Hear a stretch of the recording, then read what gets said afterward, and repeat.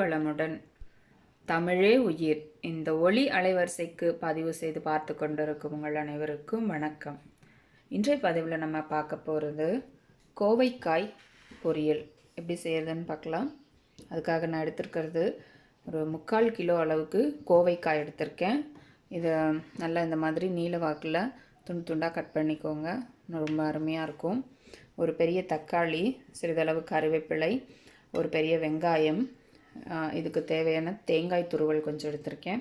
இதை தாளிக்கிறதுக்கு தேவையான தேங்காய் எண்ணெய் எடுத்திருக்கேன். கடுகு உளுந்து கலவை, மஞ்சத்தூள், குழம்பு மிளகாய்த்தூள், உப்பு தேவைக்கு. இதை வச்சு நம்ம இன்றைக்கி பொரியல் எப்படி செய்கிறதுன்னு பார்க்கலாம். அதுக்காக நம்ம மண் சட்டியில் செய்கிறது ஆன் பண்ணிக்கலாம். சிம்மில் இருக்கட்டும். சட்டி காஞ்ச உடனே எண்ணெய் விடலாம். சட்டி காஞ்சிருச்சு. ஒரு 2 இல்லை 3 ஸ்பூன் அளவுக்கு எண்ணெய் விட்டுருக்கோங்க.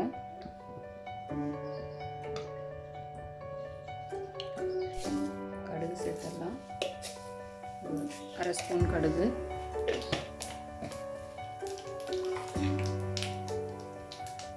அடுத்த வெங்காயம்,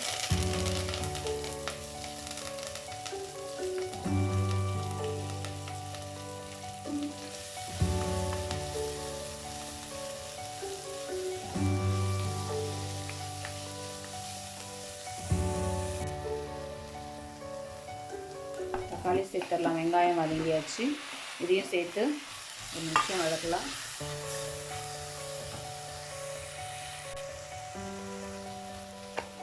வெங்காயம் தக்காளி நல்லா வதங்கியாச்சு. இப்போ நறுக்கி வச்சுருக்க கோவக்காயை சேர்த்துடலாம்.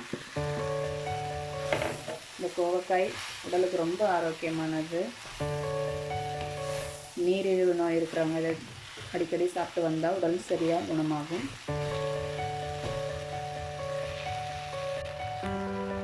இப்போ இதுக்கு தேவையான மஞ்சப்பொடி 1 ஸ்பூன் சேர்த்துடலாம்.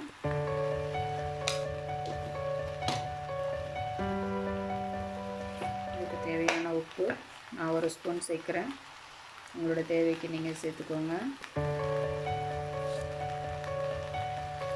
இதில் பார்த்தீங்கன்னா அநேக சத்துக்கள் இருக்குது. இது உடல் பருமனை குறைக்கும். ஏன்னா இதில் இயற்கையாகவே கொழுப்பை நீக்கிற சத்துக்கள் நிறைந்திருக்கு. தேவையில்லாத கொழுப்புகள் உடலில் இருந்தால் அதை நீக்கிவிடும்.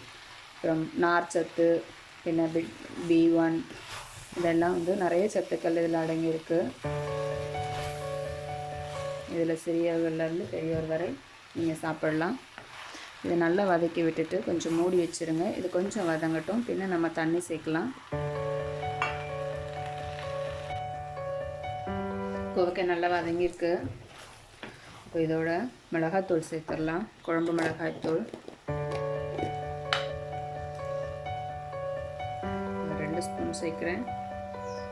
உங்களுடைய காரத்துக்கு எவ்வளோ தேவையோ அவ்வளோ சேர்த்துக்கோங்க.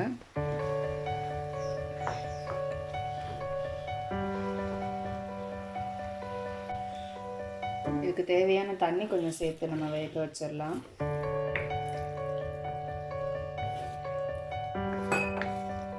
சிறிதளவு தண்ணி சேர்ந்து இப்போ கொஞ்சம் மூடி வச்சுருங்க. கொஞ்சம் வேகட்டும். கோவைக்கு நல்லா வெந்துருச்சு. இந்த நேரத்தில் நம்ம துருவி வச்சுருக்க தேங்காய் சேர்த்துடலாம்.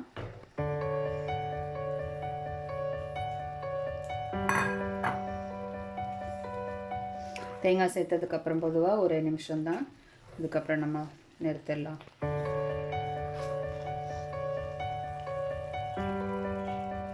தேங்காய் சேர்த்து 1 நிமிஷம் ஆயிடுச்சு. இப்போ ஸ்டவ் நிறுத்திடலாம். இதுக்கு தேவையாக இருந்தால் நம்ம சிறிதளவு கொத்தமல்லி தூவிக்கலாம். இன்னும் ரொம்ப சுவையாக இருக்கும்.